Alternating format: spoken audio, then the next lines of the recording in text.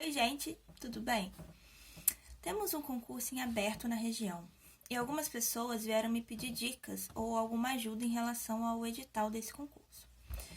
Então, na área de matemática ou raciocínio lógico, né, minha querida área, eu resolvi dar algumas dicas para vocês. Normalmente, quando a gente pega o edital de um concurso, a gente fica espantado e se atenta naquilo que é mais difícil.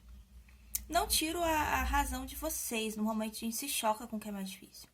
Mas eu quero chamar a atenção para o básico.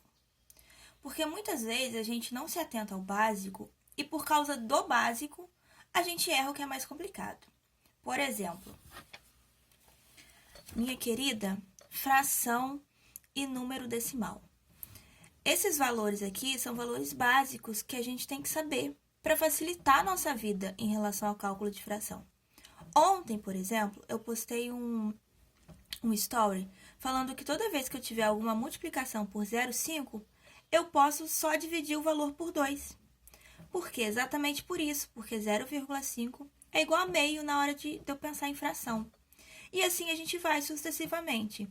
E eu acho muito mais fácil a gente calcular com frações pequenas do que calcular número com vírgula. Porque número com vírgula, na hora do desespero, da correria, a gente pode se embolar e dar muito errado. Outra coisa muito importante da gente ter bem fixo é o conjunto dos números numéricos ali.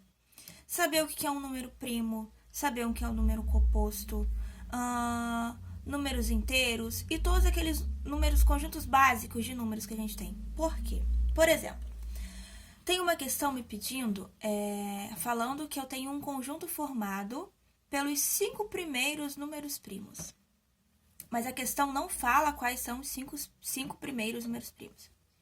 Se você não souber quais são esses números, você não vai conseguir resolver essa questão. Se você colocar o número 1 ou o número 4, que não são primos, como primos, eu tenho certeza absoluta que vai ter um resultado lá batendo. Mas você não vai estar certo. Outra coisa que pega muito, que é muito importante, é MMC e MDC.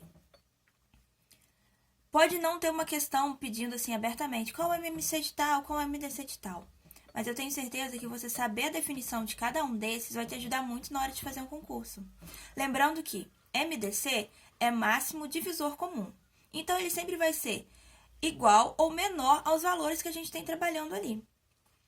E MC é o mínimo múltiplo comum. Ele vai ser sempre igual ou maior aos valores que a gente tem. Nunca vai ser o contrário.